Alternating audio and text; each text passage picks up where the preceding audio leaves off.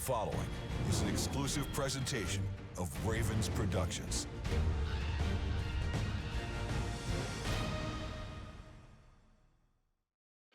Coming up on this week's edition of Ravens Report, the Ravens are headed to Indianapolis to play the Colts. We sit down with head coach John Harbaugh to preview the matchup. Brian Billick joins us to break down the tape on rookie running back J.K. Dobbins. And Nick Boyle and Chuck Clark are wired. All of that and more on this week's Ravens Report. It's a 15-10-5 touchdown Ravens. They are dancing in the aisles. Oh, what a scene we have at M&T. Family on three, 1, 2, 3. Welcome into this week's edition of Ravens Report from the Under Armour Performance Center. I'm Garrett Downing. After a tough loss to the Pittsburgh Steelers, the Ravens will look to bounce back against another AFC rival, the Indianapolis Colts. Both of these teams are sitting at 5-2, and this is one of those games that's going to be crucial once we get to playoff seeding time. Now, this week has not been without its challenges. Cornerback Marlon Humphrey is out for Sunday's game after a positive COVID test, and 7 other Ravens defenders have spent some time this week on the reserve COVID list because they were close contacts, which has forced them to miss practice. Coach Harbaugh said it was mostly business as usual on the practice field during the week, and the Ravens are ready to go. As of this taping, all 7 of those players are expected to travel with the team to Indy and then play in the game on Sunday. And coming off a tough 28-24 loss to the Steelers, you know that this team is going to be motivated to get back in the win column. We had safety Chuck Clark and tight end Nick Boyle mic'd up on Sunday, so let's go back and look at that gritty game against Pittsburgh on Ravens Wired. This is the kind of game where classic can become epic. Today, the stuff legendary games are made of. Ravens at 5-1, Steelers at 6-0, in a race for first place in the AFC North. Love you, bro. Love you. Yes, sir. Let's go. So in the first ever matchup that puts Lamar Jackson against Ben Roethlisberger, the Ravens will have the ball first. Steelers rush forward. Jackson throws across the middle. It's intercepted, picked off, and it's going to be returned for a touchdown. Robert Spillane takes it in, a pick 6 for the Steelers to start it. And now Lamar Jackson on the offense, back for the redo. Let's go, y'all.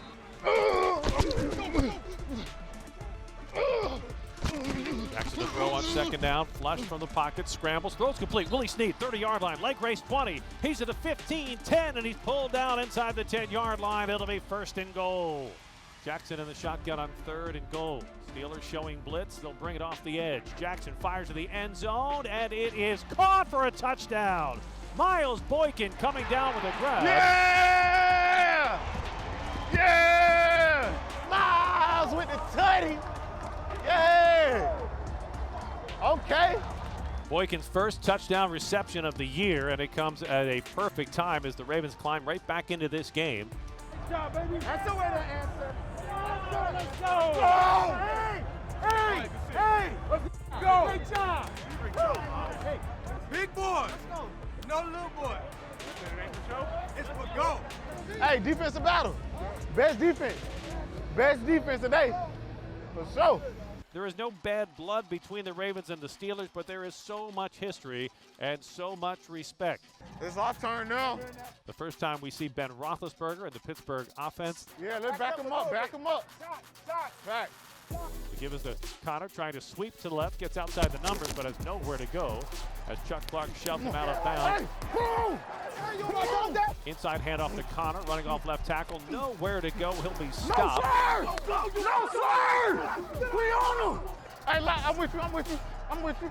Empty backfield for Roethlisberger, who wants to throw out of the gun. Quick release, fires a strikeout across the 40. Ball comes loose, and it is recovered by Marcus Peters. Marcus Peters with a fumble recovery. Chase Claypool had the catch. Hey, that's out! That's out! That's out!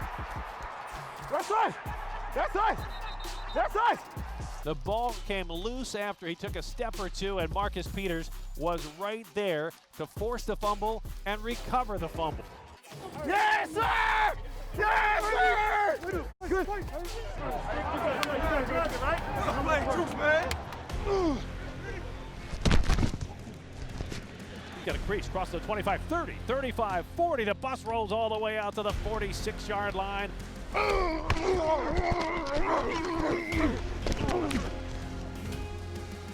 formation. Give us to Edwards off the left side. The bus rolls in for the touchdown, and the Ravens take the lead. Yeah!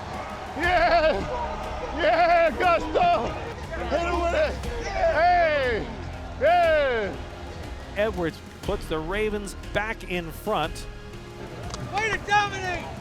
So the Ravens have gone back to their old personality that we saw last year, which is just bring the hammer, play after play after play.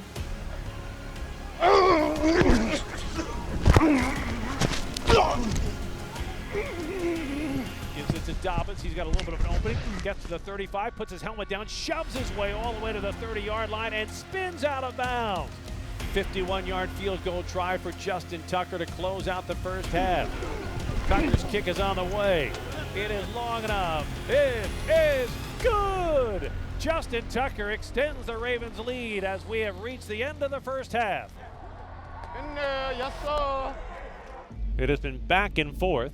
We have seen a wild game. Everything you would expect from this great rivalry. Steelers lead the Ravens 21-17. Ravens looking at a 3rd and goal from the Pittsburgh 3.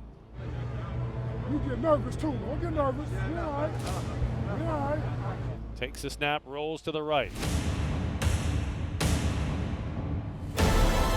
Caught for a touchdown. Hollywood Brown, and the Ravens have regained the lead. Let's up the team.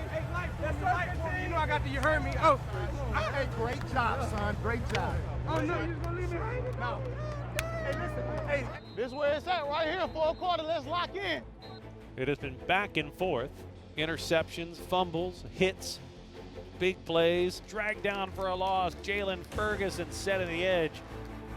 Well, if this were a chess match, you'd look across the board at Lamar Jackson and say, your move, Mr. Jackson.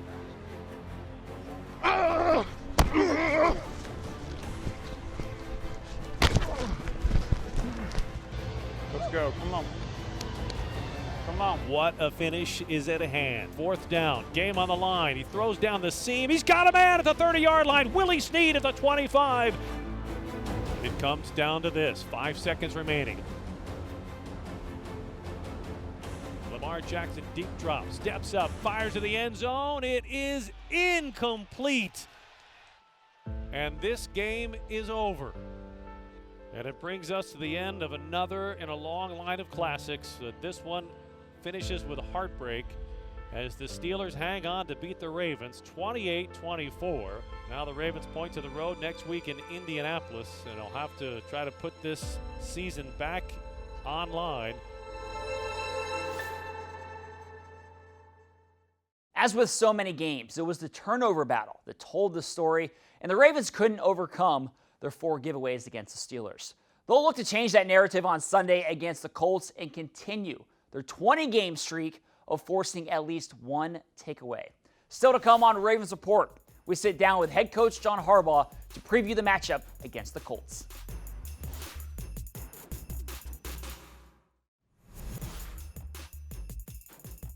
Welcome back to Ravens Report presented by MedStar Health. I'm now joined by Ravens head coach John Harbaugh. Coach, obviously a big story this week is that the team is in the NFL's intensive protocol with a number of players on the COVID-19 reserve list. I'm just curious, how has this affected preparation and practice as you get ready for this week's game against the Colts? Right. Well, the biggest impact it's had, Garrett, is that we don't have all of our guys out to practice. So we got Matt Judon out on Thursday, but we didn't have the rest of the guys out. Everything we did in the meetings virtually, we had extra meetings with them, and then they were conditioning and training on their own. So those guys are in good shape and ready to go. So I got to credit our building. You know, the people that work here, they just did a really first-rate job of setting the building up. Open-air meetings in the indoor with a lot of ventilation. We had to do a lot of wiring and setting up seats and video screens and the whole thing, but they did a great job. I guess the silver lining in this is that you get a bunch of young players taking reps in the first team, especially on defense this week, who wouldn't be there in a normal situation. How have some of those young guys looked in practice this week? They've looked good. I mean, you're right. It's a big plus to get an opportunity to practice with the first defense, to work the schemes that are in that week. Normally in mid-season, those young guys would not get a chance to do that. So that's a big plus. You just never know what's going to work for the benefit and what's going to work for the good. We'll see based on how guys play. We'll find out on Sunday game time how the guys do that are playing. But the opportunity for those guys to create some versatility in our defense, those are pluses. A real bright spot in Sunday's game was rookie running back J.K. Dobbins. He topped 100 rushing yards for the first time of his career. How impressed have you been with J.K. over the course of the first half of his NFL career? Yeah, steady improvement. You know, it's not a natural, easy thing to just take the big leap, you know, to the National Football League. And he's been determined. He's a really hard worker. He has a great attitude. Obviously, he's got talent. Everybody sees it. And he's been steadily earning a bigger role, you know, every single practice and game. And for the opportunity to come to him the way it did, him taking the reins the way he did. You know, Gus had a heck of a game too. He had a lot of rushing yards. I was really proud of those guys. I mean, I just feel like we have a really good group of running backs, and I wouldn't not talk about Justice Hill either, you know, so when he gets his opportunity. So we're proud of those guys. This week, you have a matchup with the Indianapolis Colts, another really good defense. They have the second-ranked defense in the league right now. What is it that group does so well? Well, they run, Garrett. They run fast. They play extremely hard. They're a 4-3, kind of a penetrating defense, very similar to what the Philadelphia Eagles do, but not exactly the same. They've got one of the best linebackers in football in the middle of their defense. He's a sideline to sideline and a downhill player. Very talented, well-coached group, and we've got our hands full, but you know, we're excited about it. We're not afraid. We're looking forward to the challenge. And lastly, Coach, their quarterback, Phillip Rivers, is a guy who, new team, but you know him well. You played him many times over the years. What stands out to you about Rivers and how he's adjusting to this new team? Well, you know, he's had the last two games, you know, he's been turnover-free, and he's been throwing some real accurate passes in there. The thing about Phillip Rivers, you understand, is he's in that kind of classic mold, you know, the Ben Roethlisberger mold in the sense of how he views the game. That's how he operates the game. When the fans watch it, they'll see him operating at the line, trying to ID what we're in defensively, figure out where to slide the front, figure out what route to get his guys in to beat the coverage behind it. It should be an interesting thing to watch. Well, we can't wait for the game on Sunday, Coach. Thank you so much for the time. Thanks, Garrett. Coming up next on the Ravens Report, we're going to have some fun. We're going to play the game of firsts. Stick with us. That's next.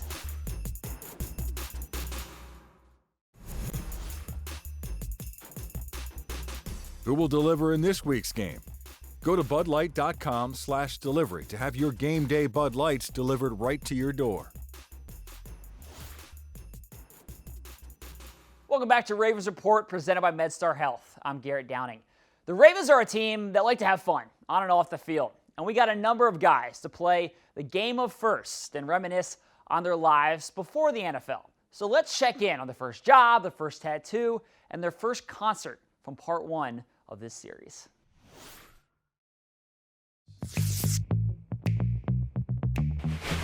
First job. My first job? Football. Popeyes. I was buttering up biscuits. All right, this can go two ways. If you count it as a job. Six Flags. This past summer, I worked at the Boys and Girls Club. Mowing grass. Football. It was Whataburger, and I lasted like 3.5 weeks. So I kept getting burned at the burgers. Ow! I burned my hand! Then they moved me to fries, and after that, I was just done. Yeah, I'm like, I'm over this. My first job, being a student athlete at Baylor University. Like at a golf course, you know, like the hole markers. Every hole, there's like a big sign. I had to clean the bird poop off of those. Terrible job. My mom was getting mad I was spending all her money. She said, you need to go get a job. I found this place, a car sales place. I was like checking out the oil and like just watching people. I was only for like a week. So I got a job at a sushi spot washing dishes, and it was for a week. So the place got shut down. So I'm like, all right, that ain't really a job, you know. Had to stick my arm all the way down in the deep sink and unclog the food. It was nasty. It was bad. I came home smelling like seafood. It was bad. My first job was in the National Football League. Mowing grass, washing cars. It wasn't really on a contract. I worked in a rec center at my old school, Ball State. I worked at a law firm. I was a superhero at Six Flags. I was a Green Lantern. First job, here. My first tattoo was the eagle on my forearm, Isaiah 40:31. Don't know the scripture, go look it up. First tattoo would be this one. First tattoo on my brother's keeper. My first tattoo is right here, say brothers on and off the field. My wife's name. Right on the forearm. The #1 tattoo they tell you not to get, but I got it. I got both my grandmother's names on the inside of my arm. First tattoo, I would say, is my name on my back and these 2 stars on my chest.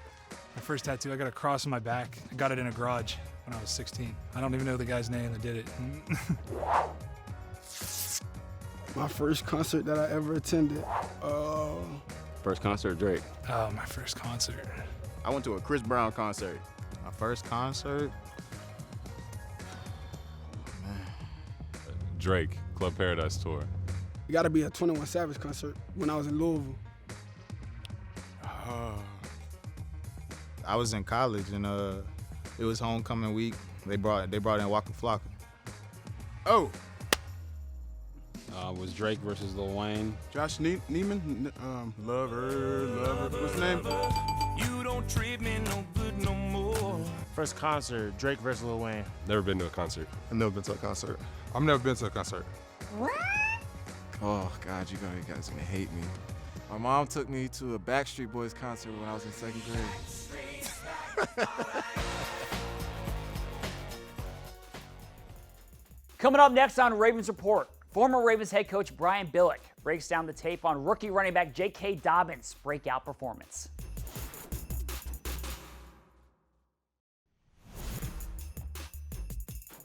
Brian Billick's Breakdown is powered by Microsoft, the official tablet of the Baltimore Ravens. Welcome back to Ravens Report. From the Under Armour Performance Center, I'm Garrett Downing. The Ravens defense had another great day on the field last week against the Steelers, holding Pittsburgh to just 221 total yards, and it all started up front with a dominant run defense. On the other side of the ball, the rookie, running back J.K. Dobbins, had a breakout performance in the absence of the veteran Mark Ingram. Former Ravens head coach Brian Billick joins us to break down the tape on that strong run defense and how J.K. Dobbins made franchise history. Classic Ravens and Steelers, wasn't it? It came down to literally the last possession. So many of these games have been a 3 or 6 point differential. Clearly the turnovers were the key, but there's some things to draw very positive out of this game as well, which is, for my money, still the best rivalry in the National Football League, and it begins with the defense. The Steelers recognized they just weren't going to be able to run the ball, so they really didn't even try. They only had 16 attempts for 48 yards. And they knew they were going to have to throw to get it down the field. Certainly the turnovers, short fields, one's a pick six, made a difference. But the Ravens defense and really just stuffing the run. And let's look at a couple plays, exactly what I'm talking about. When you look at this first play, this is just classic gap defense, building what we call that picket fence. You're going to see the Steelers, they have a big offensive line now. They have an extra lineman in the game. They go tight end over, meaning that an unbalanced line, they have 4 offensive linemen on the edge. They try to get to the edge. I want you to watch number 90, McPhee, the way he holds the edge, the way he sets the edge, forcing it back into the flow of the defense. You can't ask for more from an outside linebacker or a defensive end. It flows it back into the strength of the defense. Brilliant play. And then, of course, there was the huge play the Ravens had to have in order to get the ball back, to try to get the ball down the field and win. This was this key 3rd down. There again, they've got big personnel in the game. They have offensive line unbalanced over to one side. This is a lot of beef. And I want you to watch what happens. Hat on a hat, they create that picket fence I talk about, and on the back side, the left guard and tackle open up, leaving Queen an open slot to come in and make the play. He pulls the trigger immediately, gets the hit behind the line of scrimmage, and stops the play short of the key 3rd down conversion that gives the Ravens one more chance to try to win the game. Great play by the defense against the Pittsburgh Steelers, which had been a pretty good running offense up to this point. Now let's transition to obviously what was the strength of the game. It was the running game. The Ravens had it going. I know that Lamar Jackson had some difficulty throwing the ball. Mark Ingram was out of the game. It was great to see Dobbins come into the game. He had a career high 113 yards. He's the first Raven rookie to have 100 yards against the Steelers in the history of this rivalry. He did it with an amazing speed out of the cut, the great ability to cut back. Let's look at what I'm talking about here. Here you're going to see this is a 7-man in the box, okay? The Ravens are ready to get a hat on a hat. Makari gets up to the 2nd level, but he really doesn't have an angle on the linebacker. And I want you to watch what Dobbins does. He starts to the right, puts his foot in the ground. Look at the angle that he comes out, and then the acceleration after he makes this kind of cut. This is incredible, leads to a big play. You're going to see the same thing later on. This is near the end of the half. Again, it's a fully loaded box. The Steelers overflow. Dobbins again makes this same kind of cut, puts his foot in the turf, comes back at a severe angle, and again, watch the acceleration as he comes out of it. So this bodes well going forward to the Ravens. Dobbins beginning to emerge. They're going to get Ingram back. Obviously, they're going to continue to run the ball well. Really a tough loss losing Ronnie Stanley to injury. After giving him the big contract, he's a staple on the offensive line. It's going to be tough for them to overcome that. They got a big game, obviously, against the Colts. The Colts are sneaky good. They're 5-2. The key is you got to make Phillip Rivers throw the ball more than 35, 40 times. If he can stay in that 25, 30 pitch count, they run the ball effectively, they can be a tough team to beat. But I don't think they're going to be able to run against the Ravens as we just saw, and they're going to put it in the hands of Phillip Rivers and make him throw the ball 40, 45 times in order to keep up. The season-ending injury to left tackle Ronnie Stanley is a tough one, but Orlando Brown Jr. is ready to make the move from the right side to the left side, which is a position he knows well from his time in college. And after rushing for 265 yards against the Steelers, I would not expect the Ravens to shy away from that ground and pound game that ranks first in the NFL. Now the Colts, they're going to be a challenge as they have the second best rush defense in the NFL. Indianapolis historically has been a tough place for the Ravens to play. They've never won in Indy, but we'll look for that to change this Sunday. Now, the Ravens haven't lost a game on the road in over a year, winners of 9 straight games on the road. That's it for this week's show, but we want you to know that the Salute to Service cutouts are available for purchase for our next home game against Tennessee. The proceeds from these cutouts will benefit the military organization TAPS. Plus, our Salute to Service retail collection is now live. Thanks for watching, everyone, and we'll see you next week on Ravens Report.